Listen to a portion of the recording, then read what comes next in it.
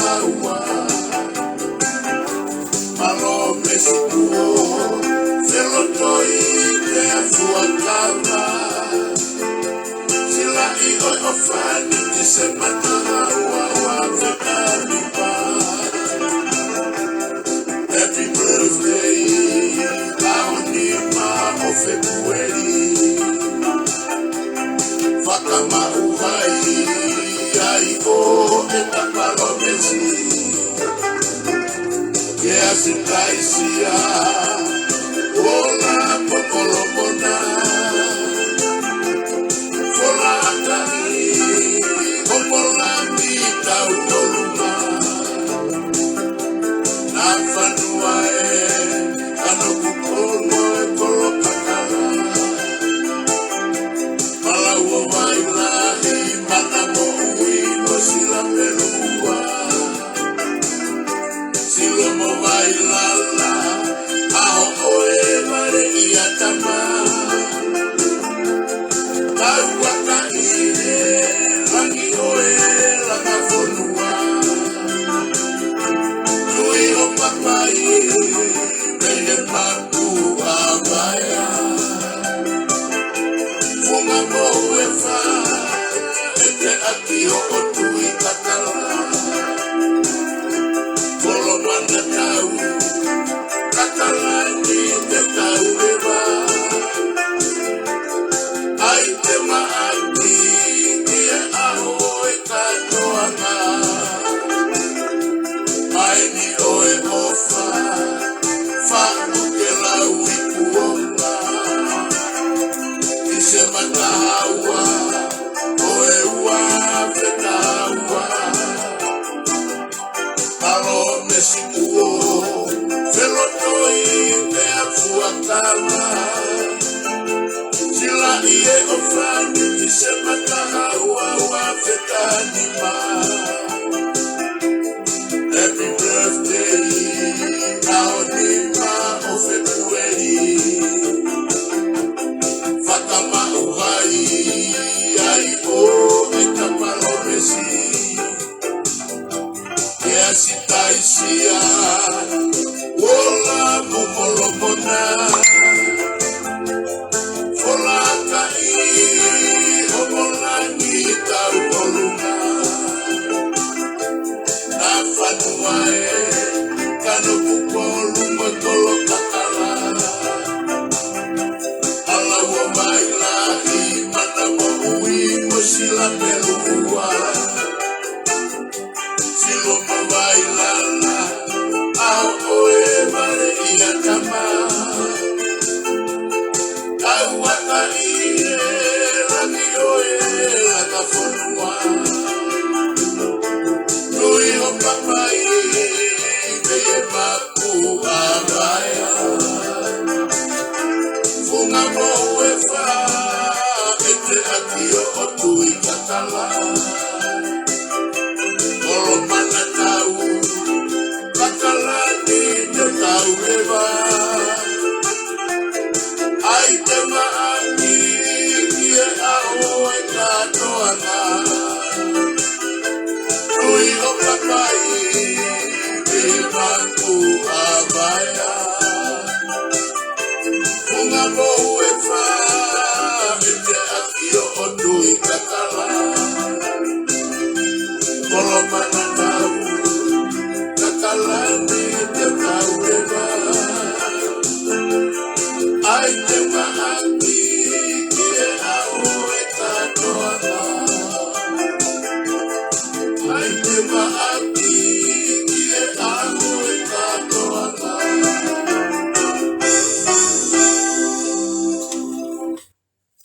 Toi ta minute fitu, te tau ki tātā whasi at pe me hen.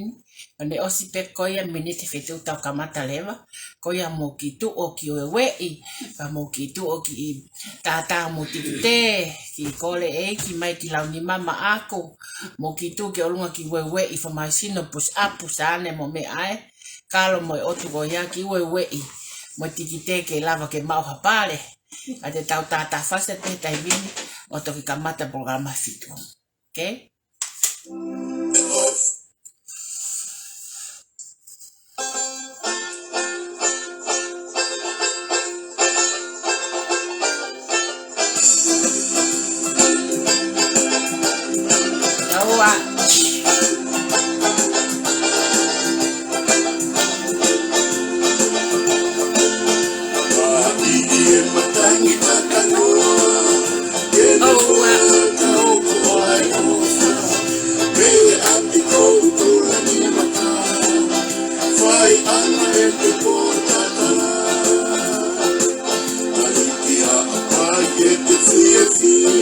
Dari hapa ya fia oa taga hapa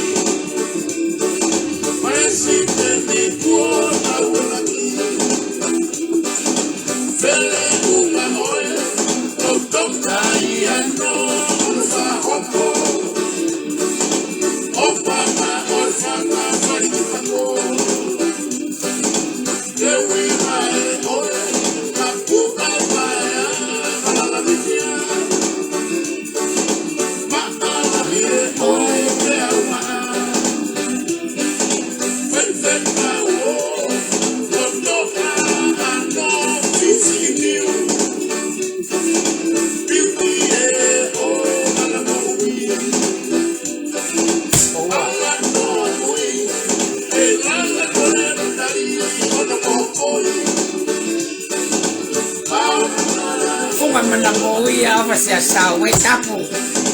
Oa.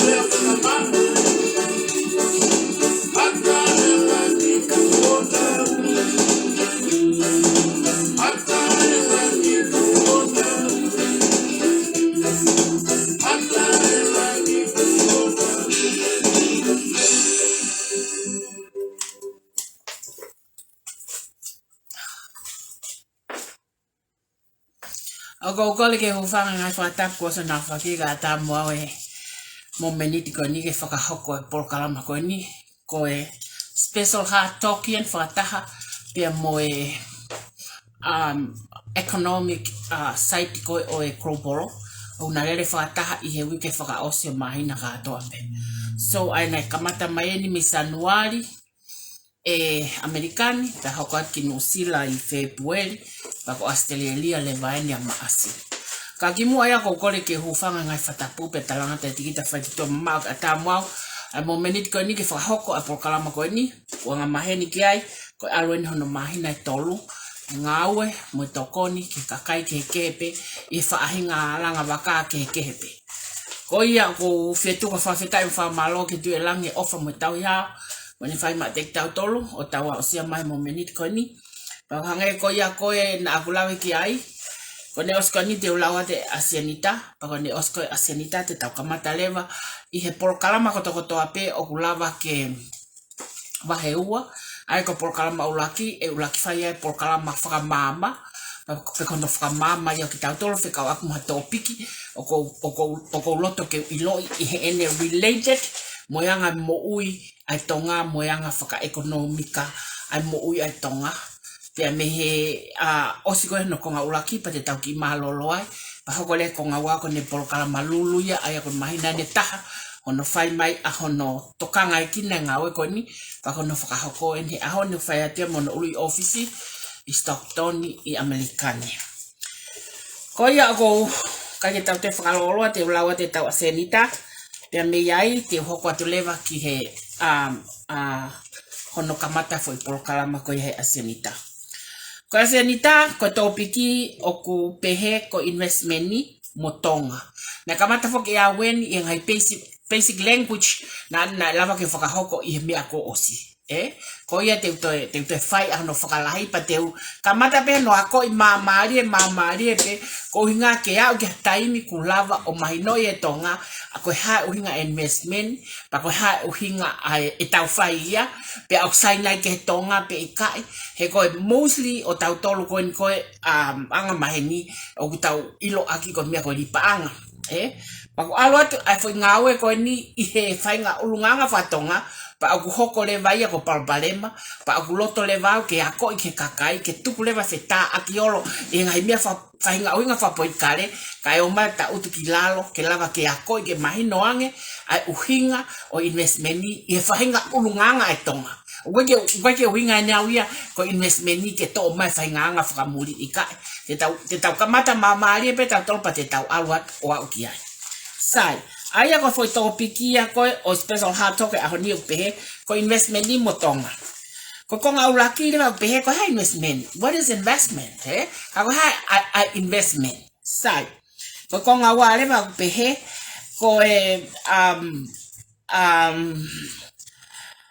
you know ulunga fa pa nga ko ha purpose investment ni he lau ko a finance. He ko ha lau whakapaanga ki hono purpose ko investment. Ko ha hono whatongia whakapaanga pe ko hono anga hono uhinga whakapaanga o mea ko investment. Ko konga tolu lewa pe he ko ha kehe o business mo investment ye wana kehe. I don't know. I'm not a technician. Give me any over the pehe, but anyway. But ko nga tolu le ba pehe ko ha ke business pe mo investment ni. Ko nga ke. Ko nga fa le ba. Ko nga fa muy ya te lava ke talanoa heni. Ko nga na ya e tota ko no ingwa profile lo ke gano kete ko la yo na ha talanoa mai pyramid scheme ke ai ke fakaho mai ke Tongi Tupe pa na nga pe to ya Tongi Tupe ko ya ka te talanoa I he theoretical pe ko no theory ko pyramid I he ene I kai ke ferave mo lao pe illegal ke ne hanga o compare pa ko pe te to fa compare ko ya hono compare ke Tongi Tupe pe na tatao sai ko ne o si ko ai foi ko aulaki o foi programa pa te ta hoko atleva ta fasi pa ko ne o si ta foi fasi ko ya te ta hoko atleva ke lulu ko ngawa pa ko tu va de apitope a mia ko ta fa hoko ko he poni ka tuku ke ta kamata e ta foi asenita sai ko investment ni pe ko aulaki o pe ko ha investment. What is investment? Ko investment ni have so many categories of lion on konga o banking investment o income investment o property investment o capital investment o investment interest o investment spending. There are lots of investment I ngai taipe ke o kulava several times ngai taipe ke o investment ni o kulava ke yako loki yako pa os practice itua o in practical o fakalele ake ngai business pa fakalele tau taha pe family pa fakalele ake ngai siasi na ngaahi tau taha investment sai ka ko ha investment ko ha investment ni ke te ko sai ko investment ni ko dedication ya ko foi o hange ko seti pa pa ko motolo pe ko koloa aya motolo na mo ko tahitohi o muhanga mahino ien mo economica is an asset ko foi dedicated asset o aveia ke fai a foi investment ni sai ko hareva ngawe o fai a foi dedicate a foi asset ko ni o to wat ala o fai a investment ni ula kente talata te motor ko investment ni kon uhinga o aveai ke lava ko foi investment ko ya o kuni hanga ya o increase her value ai kapako for investment ni tau tano afika ko investment ni pa atu ya ki he hogo foi koloa sai ene ala ko me he ki he ake foi koloa tau pe na nima pa ko ne attain ko ke increase ko a value ala ke minima ono pe ko fika ko to pe o kulaka he nima ko attain increase ya i value o seti ko o atu ko ya me ke fai ka investi ko ne os ko ne tano ai theory ko lo kia ko pate hanga le fa ho ke tupe ke lava ke mohanga o mahino sai pa ko foi ngawe ko ya fai over a period of time Sai. E la pe ta hongo fulu, e la pe ta unima, e la pe ta ua, e la pe ahotaha, e la pe ahoa, e la pe mahinataha, e la pe wikeua. So, it attain, for asset koni o maintain ni ai, mono value ko increase, pe me original departed destination ni ke destination honoko, but remain here in a period of time. Period of time. La pe ukewa, la pe uketaha, la pe mahinataha, la pe tautaha, taongoful, la pe the end of lifetime. It's just a period of time. Ka get very specific here. Sai. Kono hoko mai leva investment ni o kuo pau ke require investment ni a sacrifice. Ko pau ke require investment here a sacrifice. Sai. Ko investment ni ko for asset pe ko e tau pehe ko koloa o atu me he value o ku fai e faka'atamai pa mohono fikai ko value ko ya e hiki ki olunga in a certain time of period, period of time, iha foi taimi, vaha taimi, malape ke no, malape ke loloa, pe ako pau ke sacrifice. Whichever, whoever participate, iha foi mea ko investment, ko pau ke iaie mea ko sacrifice. Ask yourself, okay, sacrifice, na ke sacrifice ke investment na tupe or not? Did you? Are you na ke sacrifice? I don't know about that. You have to answer it yourself. Pakono hoko leva koe asset ko ya ko pau ke hanga o ma osiko fa matala kon kiai ko sacrifice ko ya aya ko ngai mia kon ko pau ke sacrifice ko pau ke sacrifice aya ka pau ko own ko pau ke sacrifice ko other type of asset pau ke sacrifice ko another asset ko pau ke sacrifice ko ho taimi ko pau ke sacrifice ko ho banga ko pau ke sacrifice ko effort, money, time, asset ko pau ke mao e ko fo me ai fakaako. It's not uhinga beka teao o tatao mo kimoto ka investors. It's not only ka Tongi Tupe, it's not only ka teao, it's covered the whole group for company katoa. Company katoa ko pau ke sacrifice ke mai ho asset, pau ke mai ho asset in a certain time, in a certain period, pau ke mai ho certain in a certain period, pau ke mai it's either money or effort. See you?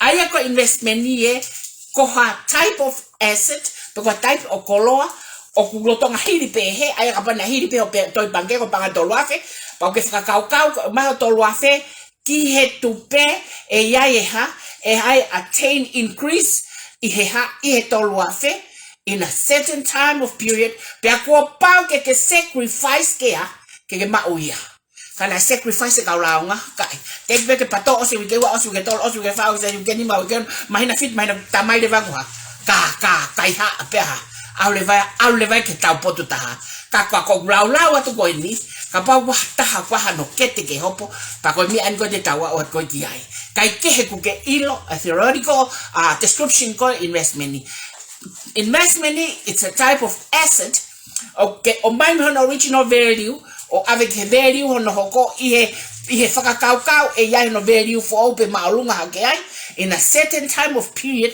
and you must sacrifice your time, sacrifice your money, and sacrifice your effort. So that's it. That's the basic definition or investment ni kemou hanga mahino. Sai.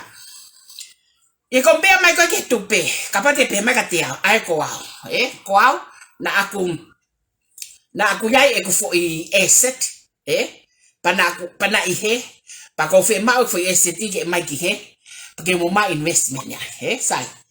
This asset was here in comparing ke owner ko asset ko ako na it's my idea. The idea of developing the Tongi Tupe is an asset. Ko asset dia e lava comerciale. Ko asset dia e lava mamalahi. Ko idea ako ko create a foi polo kalama ko Tongi Tupe. Sai. Na tupe he la pilota ta pe watamai ta pe la fala ta pe. Sai. Ko fakaako ke o mai a foi Tongi Tupe ke ave ki he ke lava ke fakalele akha investment company ke lava ke mo uya hai ke lava ke mo uya Tonga. That's the purpose of it. Na kai ki aya ke mafaya hakai panga, ne kai aya ke faya ha collapse, ne kai aya ke faya fialak, ne kai no. Hala apita pai kai te ke hau ko moho uhinga ke ai ke pehe hoku uto na akfa ut mea. Sai. O mai lewa o hake ki he. Sai. Ko te heu lewa no ko na ke sacrifice iyo na sacrifice. Ko ha fo sacrifice tilila.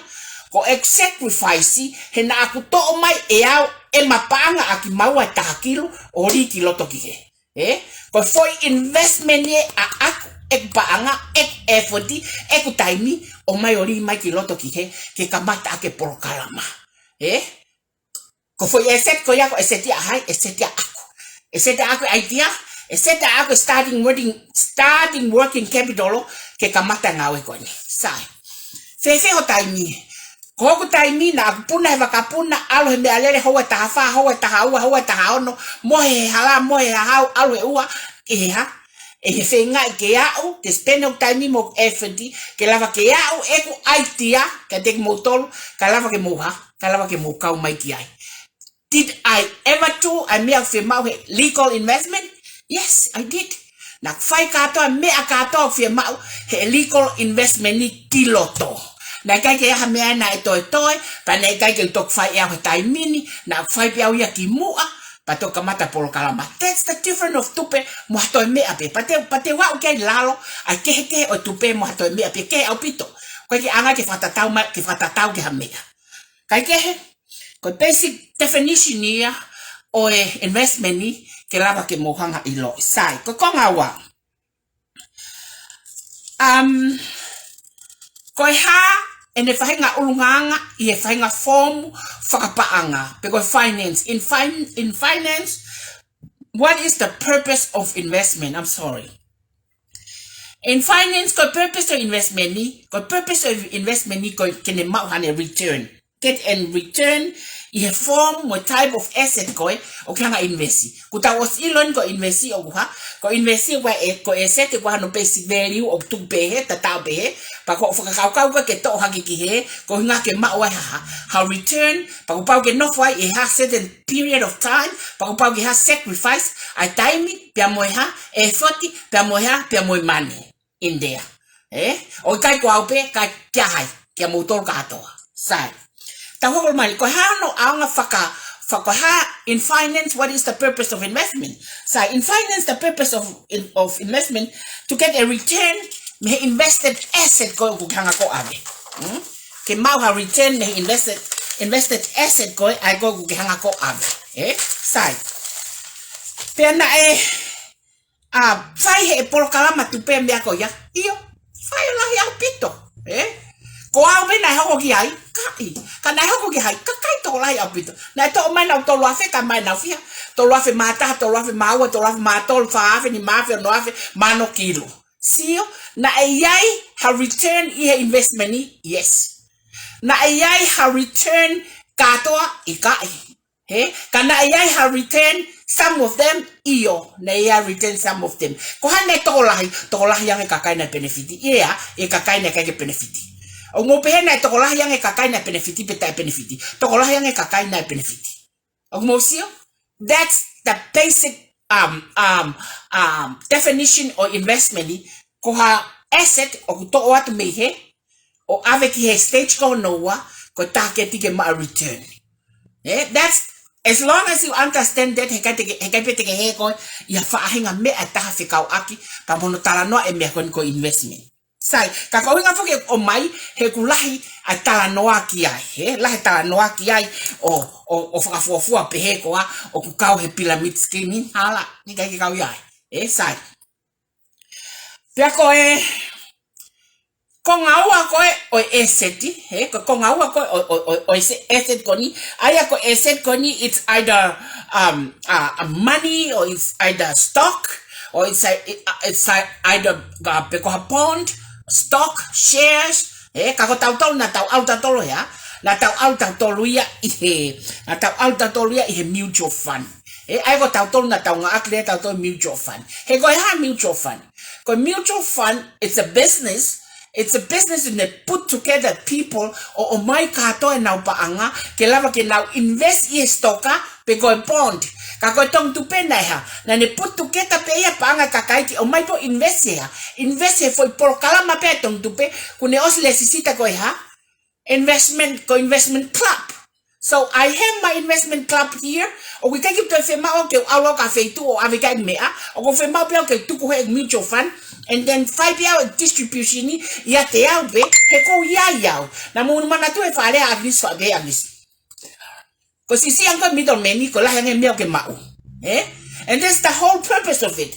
Ko found for investment company, but we give the market kau mahataha ken pe hataha tu loto pe hawa ta kau what they call it portfolio management ke na o mai ha kau portfolio management o vai loto he pa ang mo na interest mo na commission mo mi aka to o to si ne ka botol fe ma pe ko ko pe ka tiao cut off a portfolio management e tu pe ka tau pato pe tau tol pe tonga e na tula fra tonga mo fahinga ala fianga fatonga mo fahinga culture fatonga e tarea ki e tamea pa we kai fa talanoa na akua ko fenga akua ke honga fakasisi ai more ak motoro more ka malotonga ngawe malo i matore taimi ke fenga ke totongi a sirin ka to pe na o mai ko ke tupe dia ko pau ke totongi me ai ko ya he ka ke totongi me ko ya sai koe ngawe na fa tupe kone mai a mutual fund because ne hanga o mai put together I fund I toketa katoa pe o fe ma ke ne pai shares because stock peko bond me ha fahinga Wall Street peko ngai company la lai kan ne fai eia ne kai ke ne ave eia ki ai because of ha o si hoko pe ya ko tahan o ko si hoko pe ko foi me pe ko tupe ko for investment company ya ta tau to pe pa mo Wall Street ta tau to pe pe mo halfwa ngai mutual fund una put together money kakai ona invest ngai me ta tau to ka ke to keke ko pango ko ha ko to ka mata pe tu pe tau gosi pe agua pa ke fehi pa ka ke teke tonu lele hono executive decision mono ngai policy apply ko ki ai o faka tatau ki ha o faka tatau ki ulunganga fa tonga identification investment ko atupe ko identification fakatonga ia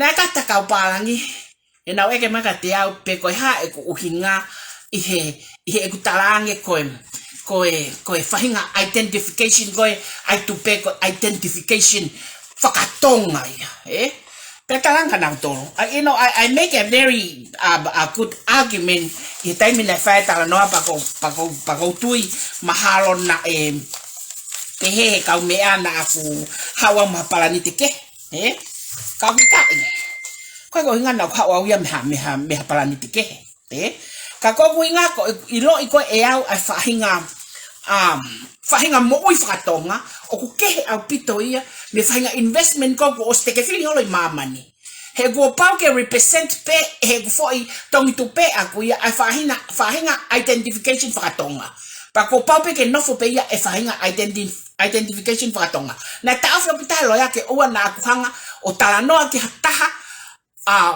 ke hange ko hanga advice hataha e tain ko na ahiola FBI o eke ko ai famo oni pa ko fie and I provide pe kakai information ko ya without me telling them ka kono tamu ai the people mi agona tala kakai ko follow pe fai tonga practice ko ni pa hui fa tonga pe ko lipaanga everywhere America, New Zealand, Australia there is a Tongan organization yai o now 5 down to America investment pa gui ko lipaanga sio hono hanga pe he fahinga identification fakatonga oha o fakatau atai na ngawe ta ko taimi go now describe ai pa talang he kai te ke pikam ko toketa you won't be called a doctor unless o alo ako ke toketa Bagai te ke ilo ko uhinga he ke hau ko me fahinga investment faka Europe mo faka Siaina mo faka Amerika mo faka Mpalangi ke hanga hoka ke utokotonga ke hoko ia he ke lava ia Pea koe mea ia kou tae ama ne kinai ho mousio mai ke ne tataha koe fika i he mahina pe lua, mahina pe tolu, mahina pe wha o tau ke miliona he koe uinga koe identification e investment koe oi tupe o ku whai akia ai whahinga ulungaanga o Tonga koe mo unga ke loto koe Tonga mo unga hono loto tene horoki e mo unga sio pa koe uinga na whawe tupe ke hoko ko for investment ke lava ke ne whakahinga hanga ia whakahu i he identification whakatonga ki he uto Tonga. Nika i whemau ke maa mea Europe pe siaina pe Amerika o whakahu ke investment kon ke Tonga. Pea koutui, koe kakai na nau tangu te tebile whai tutuni, na nau understand. He kapau na koe o mai e whahinga identification kon ai kauparangi pe mo Amerika pe mo ha o whakahu ke whai ake for investment ai tupe. He kai au ia tahakilo. He kai lava au e to mai fusilin ko ri ki loto. Kai. He na i e motu ai api hono to mai. Au peke taimi ke i biano ke te. Ka ko inga na mai ake whainga loto i ngau e whakatonga mo identification, identity. Ke identify ang investment ko ia ko mea a Tonga pa ko culture a Tonga. Whai ake investment ko ia kono inga na lai pehe ai. See? It's very na hovare apita kakai koni fahinga talanoa bane ke fare ya hata ke mea koni. It's just me. Mo ku create mea koni na create ke pehe. Na create ke pehe. So I think ko mahino ai konga koia. Ko konga le na tolu pehe. What is the difference between business and investment? Sign. The difference between business and investment, the financial activities take place in stock market, more loan starting on your own business. Mean investing your time and your money, energy into something that may or may not pay you off. Sai, ko business ai ko talatu na kui ko Tongi Tupe. Pe ko investment ni ko ha, investment ni ko to mai e ku ha. E ku Tongi Tupe tu ku ka o fa value. Value ke wa fe pe ni mangea pe to wa fe pe fa o fa value. O ska pa to ke hanga le wa tānaki as a mutual fund me tānaki getting people's money o tuku he ke mauhanga create ai ha ke mauhanga create ai for I return ke foki ke Tonga e fahinga identification investment at Tonga. Take a practice in maman, and my husband always talk about it. When the algo topic ke mea kato, ko enele be o fai, o kune create and me au take create for maman ko ni. And he is right. He go vale ya, pati utalato. Ko tangata ko ni toketa ya, your system science. He kai ni hanga alawa au ke carry hono ingoa, ke jeopardize no hingoa ya fahinga mea tai whakalao pe, ka pau na nilo tau whakalao. Ka ko hinga ne ilo ka idea it's new. Ta kono toki create ni hamea pe e mamani ko ni para ni alawe ki tukwang ki hoko ko hono uhinga ya ku keheke kono keheke a business mo investment ni business ko ku create a for business ko Tongi Tupe o tuku mai ki pa faka value ko ya amanaki ke ne my return in either pay you or it doesn't pay you at all pa ko keno fo ko ni pay me at all I'm taking a pay a out and all as an owner. Ne pay some members na kau ke Tongi Tupe o ne take ne pay pa te ke fai pe ngau e ko ai Tongi Tupe I fai nga identification fakatonga investment fakatonga ka ara pe ko tau o te ke tau ia ka kono ke investment ni pe mo business ke ko business e te create for business but o mai for investment ni o ha o decide ke deri mai ke market ke lava ke invest ya kakai ke lava ke ha ke toki ma wa ha o tupu take the fight for me but hey kai am I going to stop here? No. A failure is a person who quit or take out on destination. But hey kai quit da we even ko tao fe faka'atamai o soka ya ga taimi ko FBI o soka ya ga. I will never ever quit. Hey kai quit ya ya. Ka le ke ha. Ka le ke tao ke destination ko na fa ko ya itu na fa wa itu pe. Ko tu mahina ko nga ko ya sai. Taho ka male ke konga fa ko konga fa osi sai ko konga fa osi ko pehe ko ako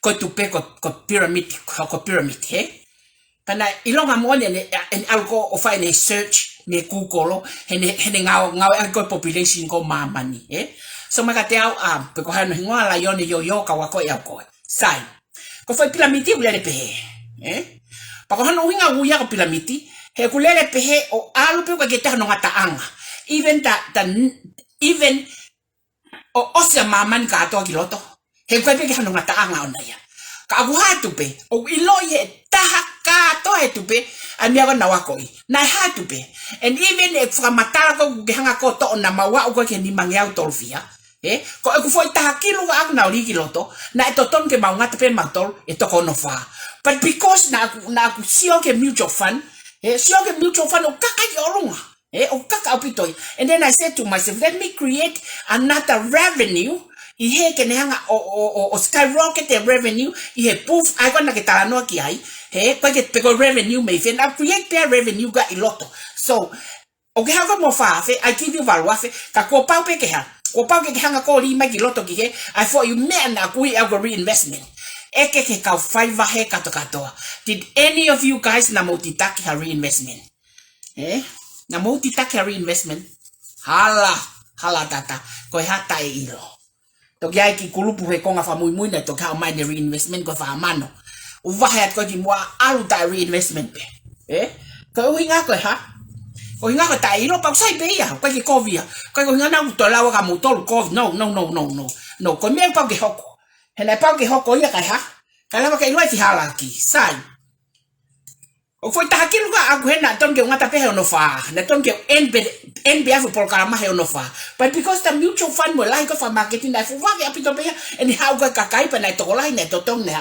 how go a mutual fund and then I decided to open pe ke ha ke kaka pe he na fa pa wa ke o ko ne ke alo mi olunga ko na how mi la me na how wa ke mi olunga o how wa ya la yo yo o hawa o mawe foi ha o hawa o mawe foi starting point ko noa ilalo foi poini ai ke tala ko pilamiti na ha o ma ilalo he ne ke mai o lunga he so arithmetic ko ya pa mo algorithm go ke ya ka ho fakaako ya so na arifa tau ki he o ngata he 0.0 ko olunga ko ke 0.0 ko lots of executive decision o ke ai he kai te ke lava e koia apply ha for executive decision e taha matematea ke effective afe programa he kwa komea so aya ko ni alifo ko tau ki he 0.0 ko na ha na fulo roa ke eku kapitolo ko taha kilu ke ligi loto he na tau ya kilalo ki he ko toko fia ya toko taha fe tupu ya I should end the bay olunga I he ono fa and repeat it ka alifo tau ki he pe ha pe kai ke unga tau ya ai ko unga fu ke au kolo mai mutual fund ka to kakau ki fe ka to kakau me ai ke taha wi ke wanoa ko ne wi ke wanoa pe ha pa ko taimi na to ange ai ke ai foi me ko ngata piriote ai ko ke tala ya e ko ya ko ke to ngata alu ko to ngata pe ho moi ta si se na ko angale ba ya he wi ke wanoa ai ngata ngata I he wike wanoa ka koe pango koe ha na hola fai forever o se peko takilu os mo reinvestment ko na to ko ya una loi ka ke to mata reinvestment ni ka mata ko ke kaka ko ti olunga ko iloi ko ha ko va ko provide fula ka pa ne kai hala ko ke ti la fula pa te ke la pe kaka ki ai ka ku pa we ngawe ke fa au ke la ke tuku kiloto ki he te la pa tuku kiloto ki he atol million ba give it away I can do that ko la pa fa ia ki ke ka fa ka tol million pa fa million I don't care at all because I can make it kono hinga ia o ku ke pilamiti pa mo tupe ko pilamiti ke alu ko ia hai pa ka kita no ngataanga ko tupe na v and there's a reason ke v ko ia na to o vare ka to ka me ai talangi ko hinga v what is the v stands for the v stands for the violet because all my children are for the violet and this is why the v is there.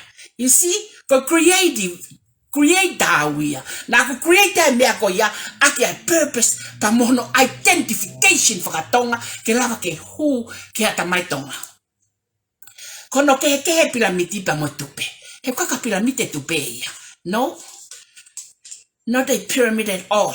Ko foi piramidi a ko e ke moni ko ai. Kako time ko ki apply ke principle ko ai tupe ko hala ia. Ula ki he buha, he ke pehe ko he ke te ngata, au ke ngata anga mama ni no, ko tupe na ngata ia. Na ngata tupe ia. Pe toki kaka ki olonga. Kana eha. Fuloloa. I should end the pe ingata anga ikeptolo, pa mo reinvestment ko na lava tānaki, pa mo revenue kato he mea whakatonga, revenue kato he u container fia na tau itua, revenue kato he mea kato na totom ke end the pe ai. Kai ha, kau siwa wia o basic tutuni me mutual fani, kakai ke basic tutuni he foi keptolo. Kono kehe ia, o tupe, pia moe, ha ko na tala e la yoni yo. Hoia we. Kono kehe moi tupe. Aia ko pyramidi ko hue taha ua whāwalu, agui he kautamani ko ha ko binary figures, you know the binary figures, nei tāmai tō taha whika matiketika, tāmai nei loi mea ko binary ko tangi, it's not a binary. O kai ko algorithm mea ko whika o mea ko binary, no. He kuha no ngatanga ona. You know, ko mea ko nang mulawe pyramidi, o kai ke te hano ngatanga, ko ke te hano ngatanga, iu monia. Ko mea ko nai hano ngatanga ya ona, he ko tip of the mountain ko ago ke pyramidi, na ilalo ia. E ne ilalo le ko i he pa kuha. O identification fakatonga, philosophy fakatonga ia. O kai identification fakamuria pe fakapalang, e ko fakamuri pe fakapalang i mafela ko me runga ko. O hange ko lawen, excuse me, I use that language. But hange ko famatala, Aya ko kehe ia mea ko pyramid is very illegal business ia ke fakahoko. Aya ko ngahi characteristic ko investment ko ya oku nengawe aki pe ya paanga ko ya ko ai memi pa ke lava ke te whakawahei ia ke memi pa ka pau ke ngawe ake paanga memi pa ke whakawahei ake memi pa kua pau ke matiketika o foi polo kalama ako ke lava whakafoki ai ha principal pe mo uhinga ko to o mai ko na point A o ave ko ke point B ke lava fai ake ha ke lava fai ake uhinga ene investment ka ko uhinga na ha na ikai ke lava ko whakahoko pe kai ke ha sacrifice ai kakai ko ya pe kai ke to ya na u period of time given a period of time ke na kita tari ana ha matu kwa ta fa fulaunga ko ni ke ko le vai immediately e gila ka pa na tu kwa pe ke fai pe fakaako pe ake tota taimi ne osia ike fu loto ha ta kai oloya ha mo ua mo ha me pe ka ko ha we mo ni fakaako pe matu ka tal ko ni me ha we me fakaako matu ka tal ni me ka ta na mai ta katoa it's help but it doesn't help at all mathematically ke me agoni. He ko uhinga ko foi por kalamana I create pe ko investment fakatonga pe he kai ke ha fahinga culture fakapapalang ya mo identification investment fakapapalang ke hu ki loto ki ai he oku ke ma ai ko mi fakatonga pe nei identification fakatonga pe nei ki baki ne falele aki ko toi mahalo ko ngahi me aya fe ma ke hanga o fakahoko te taimi ka te motolu ke mo hanga ilo ke o pyramidi pe moha ke pyramidi pa mo tupe ko ke na tatau na kai pe ke na tatau ulaki ko ya ulaki na ko na point ko pe ko ke te ngata ko ke to lai ko mamani e osmu ka kai mamani kai kataki ko tupe na fakangata wa no ngata there was an end period yo tupe kana ha ta te ke lava o kia he for all it's a new idea pa ko ke pe ya eke ke tokota na ne fa o hila kom fo hila ko taulo mama ngia ko ni ko na etu ofiha ni hanga fa o hila fo mama pato ke hoko hata ko ne new idea ke ni hanga of ka nga e mama ni ko ke pe ya ka ko ya ko talat ka tek motor ko fo deficit principle e taha eni te ke lava tala ko tupe o ikai ko pyramid ya ko pyramid o ke kai pe te lava totongi ko morepe ko osia ko tupe o lava totongi he ko uhinga ko ya o lava ya pepe ke me ko mo wa he ko uhinga ko ya ko fa hinga identification or investment fakatonga na fa waki pa o ke ma hono ngai konga ona ya ke lava ke fakahu takai he fo misini ke lava mo ui ko uhinga ko ya ko uhinga he ko fo identification fakatonga o kai ka fo investment ya identification fakapalangi pe hai ke ha wa ta mo me fakapalangi o mono ki loto ke even ni os follow up ene tala fale hola nga himia katoa ni mamani ka ku fawa kia e fahinga e fahinga identification fakatonga kai ka tiklava ko hoka mia fa palangi kia pe hoka mia fa arepea kia pe te hoka mia fa europe kia pe fa amerika kai kai ika kilava infected for por kalamai ko fahinga unganga fakatonga pe nia o ku create ake for investment koni pe ko pau ke a o ya ke marketing pau ke a ke marketing kapau mo hoka ya ke a futa la hita ko FBI poko ke tokoto ta ko ha to ki mete mo hoka ya ke kai lava ya he kono hinga ke he piramidi pa mo tupe ko tupe start paying en mo wa taimi ni ogwa he kulunga fa tonga ya he ko ha lunga fa tonga o taki mai mautole ngatu lau nima pa taki mai mautole fiu fatfa pa taki mai mautole ngai fala fiu pa taki mai mautole ngai nima me ako etonga o ke sio ke fainga identification fakatonga ko fa o ke tupe ko ene ha ko ne es ko ne bitcoin anaya ko ne crypto ya ana ko ne crypto mo ne bitcoin ni o fakatonga ya o ke fa parangi ya and this is why survival or payback asine kakai he ko identification fakatonga hono description ya ona Tapi kita tanah lolo namu ilo ai dia kakai fakakai nga foki kai to fakakai nga golai kate ngata he ai ke oi ha ke o tupe pe mo ha pa mo piramide ake kata ya ta foi fácil os poko ta hoko atu ke tawa ke me ko mo tali mai ki ai ai ha ai ta lulu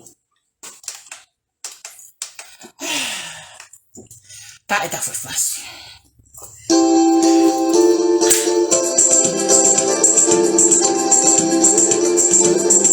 Fazer o tono mal pelo pai é o quadro.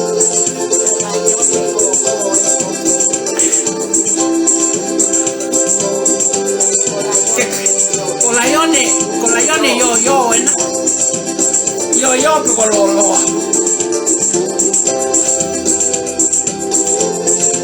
Sabe tá aqui com colaione.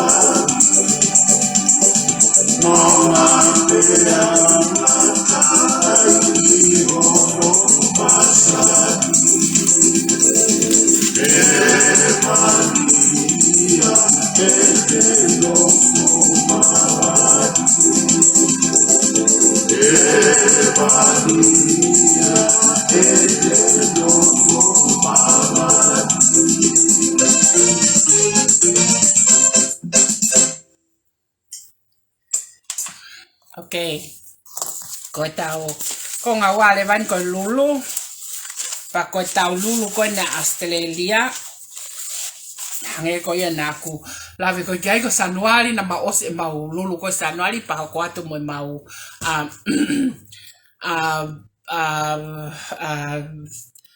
Tongi Tupe na lava Tongi me ako ya ko nusila ku ose na lulu February pa ko na tolu ni kamata ke na kamata he wike ke kahau o singa hawe ka ofa pa ko le sieri ko ne osikon he ahoni pa tānaki le sieri ne kakai I he wike kahau kamata hono pepe ke sirine kakai mga polkalama ko si fai hono fakaako ke Tongi sirine kakai sai ko e lulu ko ahoni ko pale uluaki o ku mauia ko langat launima ko wa ko fihu fat faef ko tolu ko fala fihu fute tahaua fa pale no fa ko fala tahanima tutuila pale fika nima ko fala paongo fute tahaua pale ono fitu mo valu ko ngahi tupenu kafu bontai pilo tui ko Tonga tupenu tui ko ya ha bro fia ke tau tesio ke taimi ko hiva ko tavala putu pule uli ko hongo fulu ko faka'aho taha ko tavala putu te ake ngahi matalai akau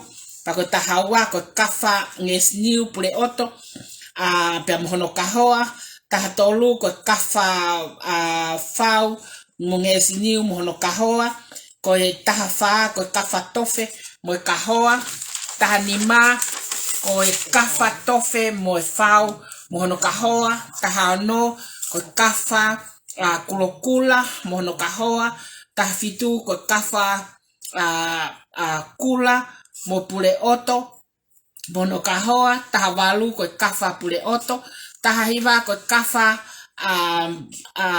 pueki ofa enima mokonga pa ko ua noale va ko kafa lo tahavalu fute hongo fulu ko upare kata he poni pa te tau kamata reva aya ko tau kamata te ula kihanga otohoi asika ulaki ke nima ospeko ya petaya tiki fasi ono ki hongo fulu fasi tataha ke taha nima fasi taha ono ke wanoa pa kone osia tau polkalama koe ke poni ai ko kole ka koe sia ke lulu sia tau mea lulu ke malulu au pito lulu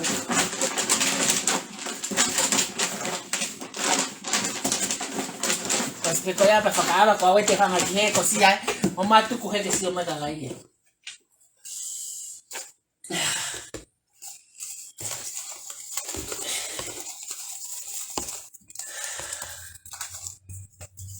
taha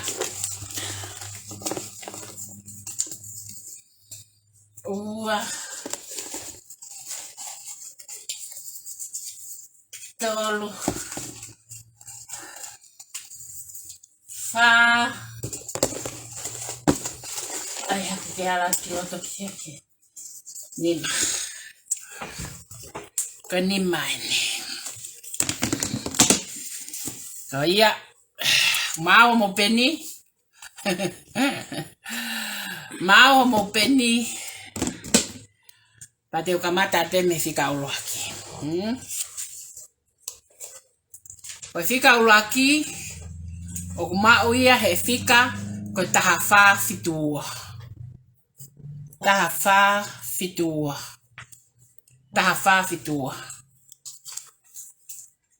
ko fika wa o mau ia he fika ko taha toltaha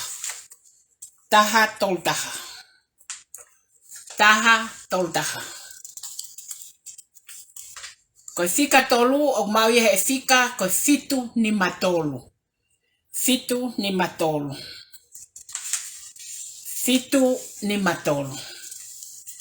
ko fika fa o mau ia he fika ko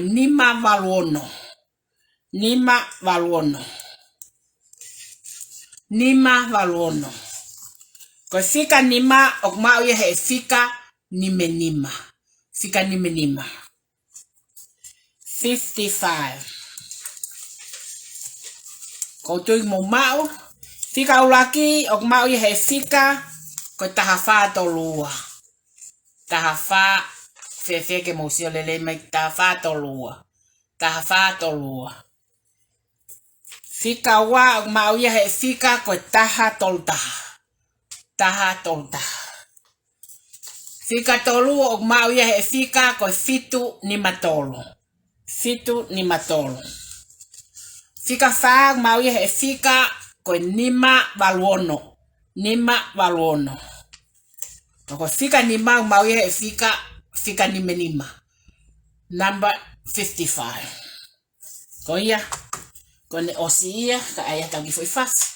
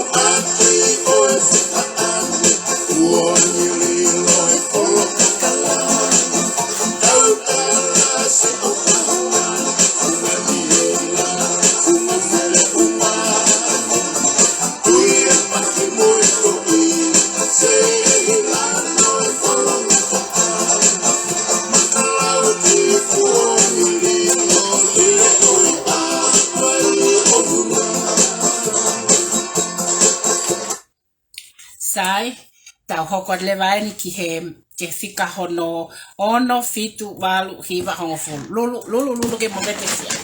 Lulu ke mobete aki.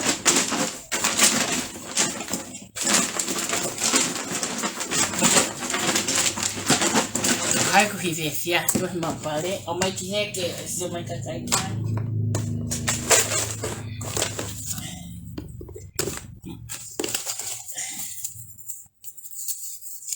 Ono, fitu,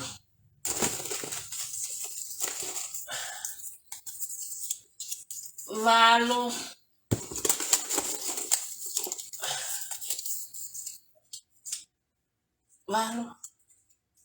hiva hongo fulu. Sto o loa bea. Okay. Hiva hongo fulu. Ko fai wau matolu ya.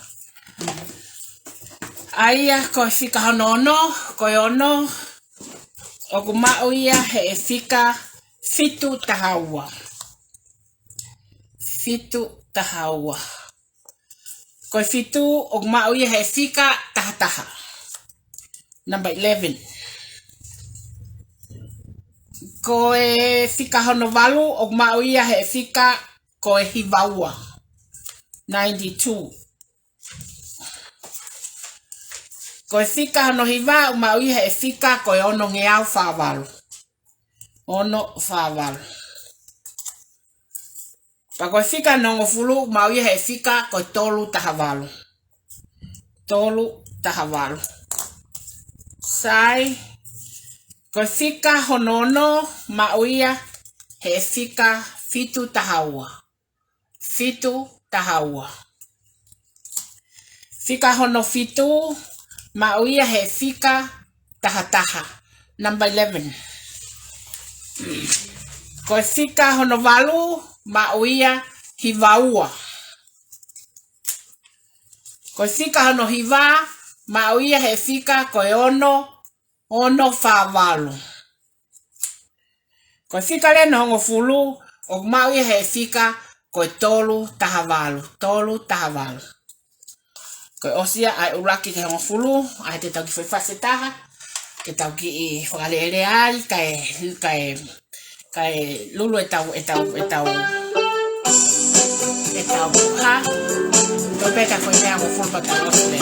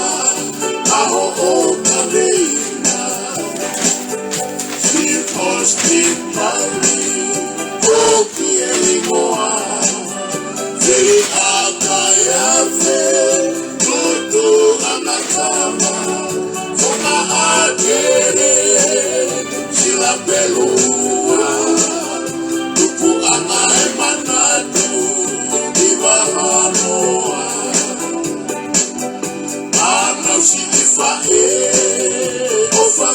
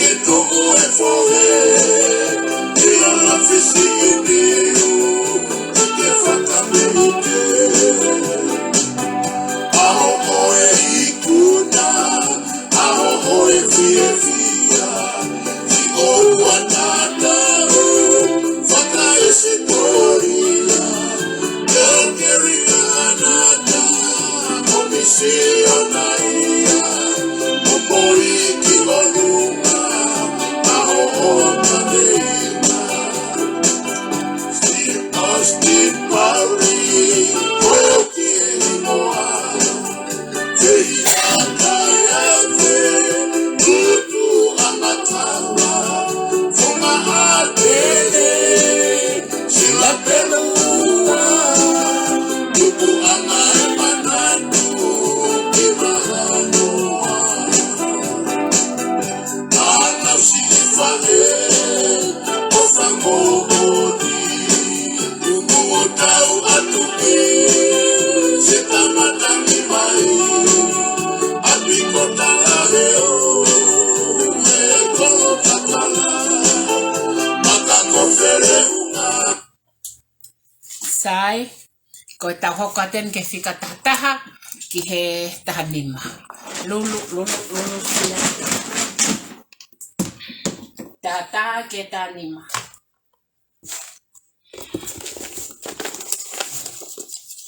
taha ua tataha taua tahatolo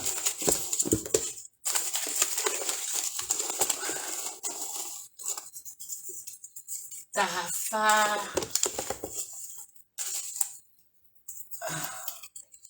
aku fala matolo etani aku lo wake ko pare fika no tahataha o mau ia he fika ko tolu ono hiva ko fika no tahawa o mau ia he fika ko nima tolu ono ko pare hono tahatolu o mau ia he fika ko taha fitu ono ko pare hono tahafa o mau ia he fika ko nima tahatolu pa ko pare hono tahanima o mau ia he fika ko tolu no fitu e to repeat ya tuia mo faka'asiat ke mo sio mai kiai ko fika hono tahataha o mau ia e tolu ono hiva ko fika hono tahawa mau ia e nima tolu ono ko pare hono tahatolu o mau ia e taha fitu ono ko tahafa o mau ia e nima tahatolu pa ko taha nima leva o mau ia e tolu no fitu ko fase taha pe tau toki hoko atu ke foi konga whakaosi. Hela ia le tio. Kemou.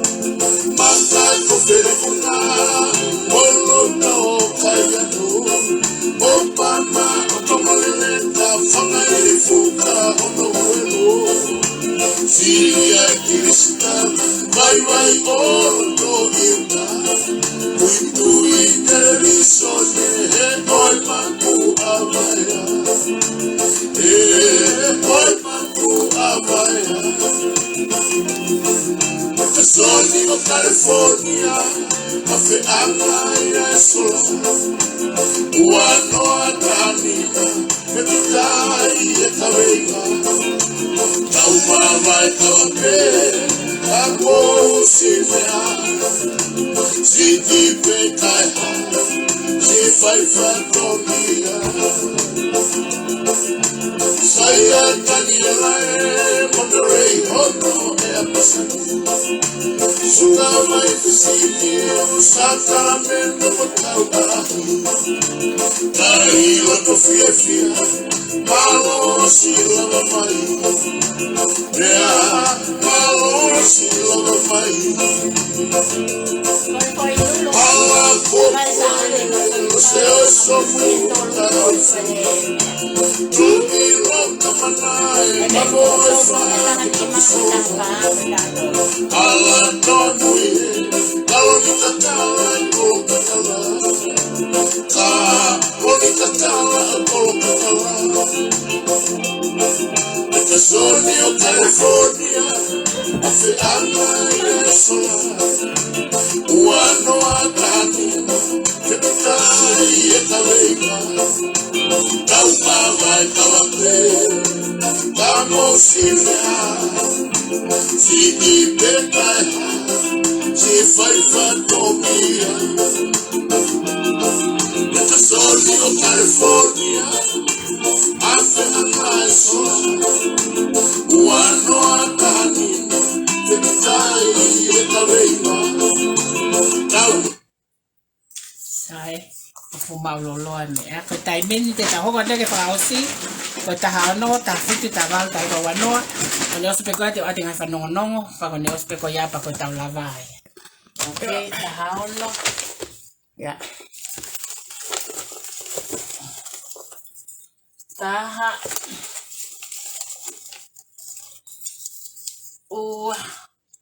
Tahano ta fitu. Taval. Coi, wait, ya que tahiwa. Bueno.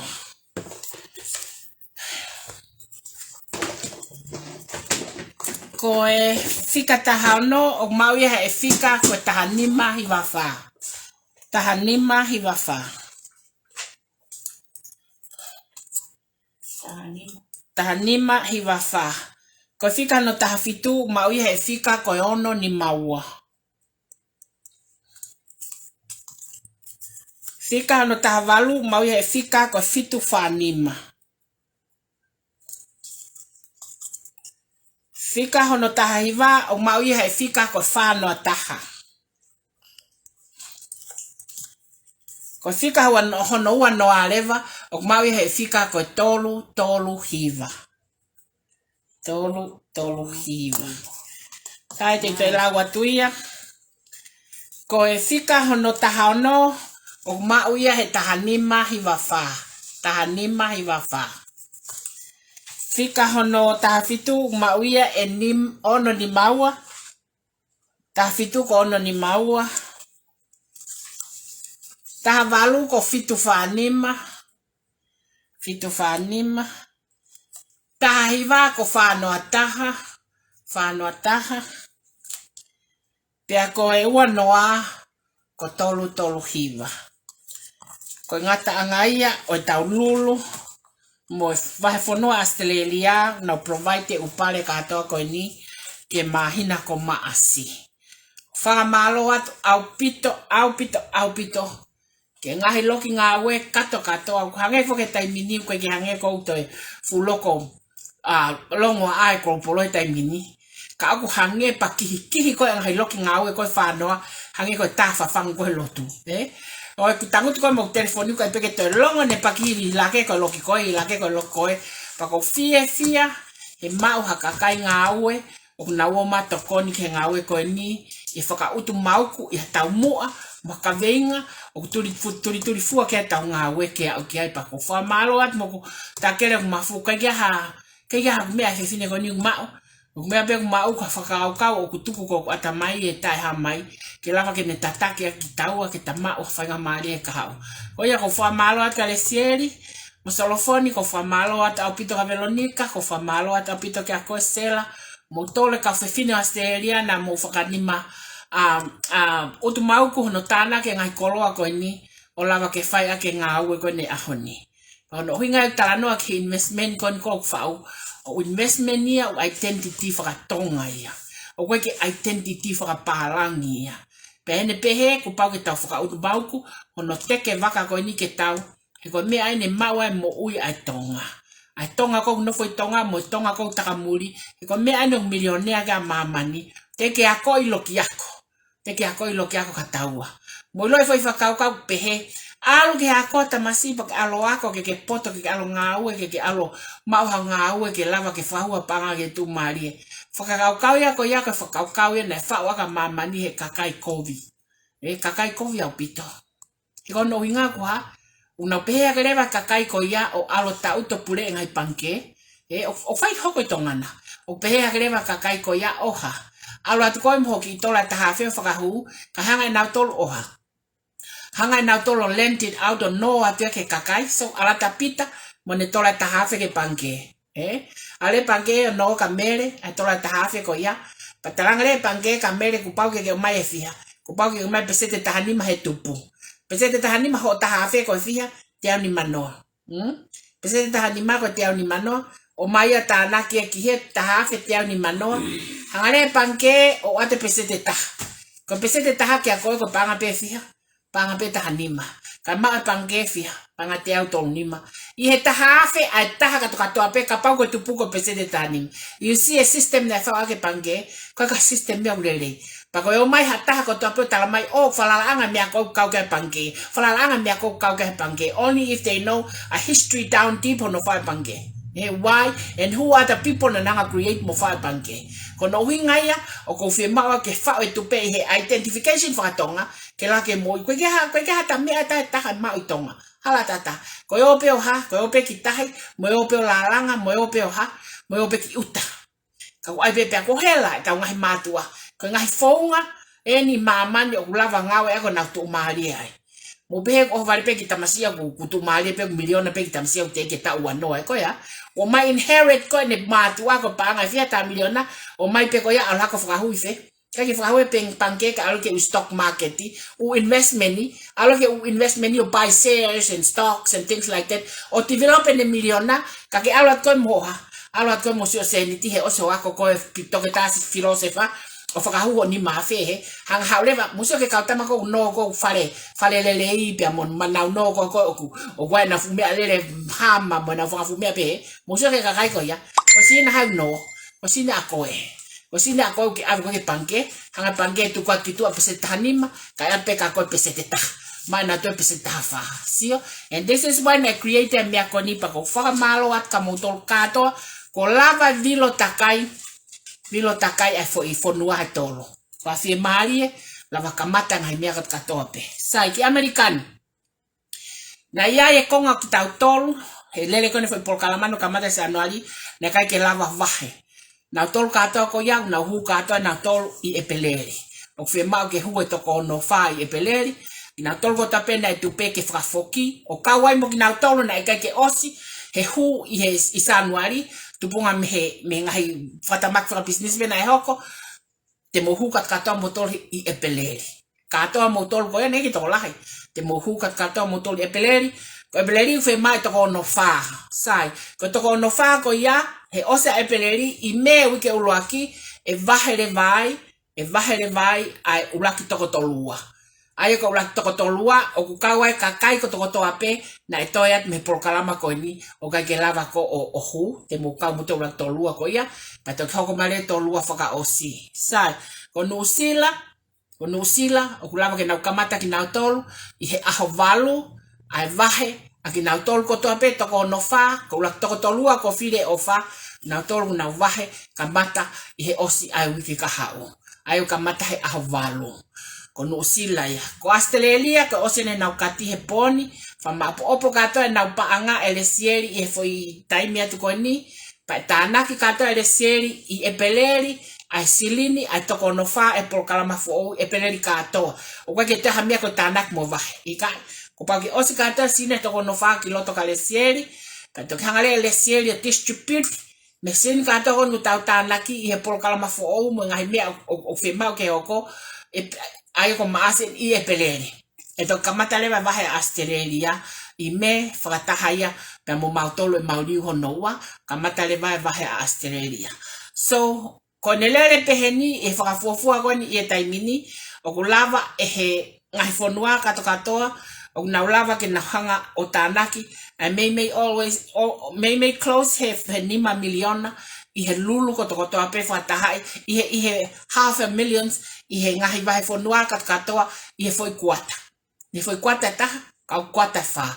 Ko ia o distributor te ke kakai na tole tupe pa wa na tolu na whainga tai o na toi mai na tupe to ope me ngai no ko ia a silini ulava aviat ka tek mo tolu. Ko ia u kole te ka tek mo tolu ka to ngai kulupu ngawe ka pau ke participate ngawe ke sio pe ko ne osiko ne poni ko apongpong ko kamata fa tosi ngai kulupu ngawe ko ki fe ma ke futola sio pe e ulape ngawe carry e na tolu ko to pe ko na ulava ko o fai ngawe taimini.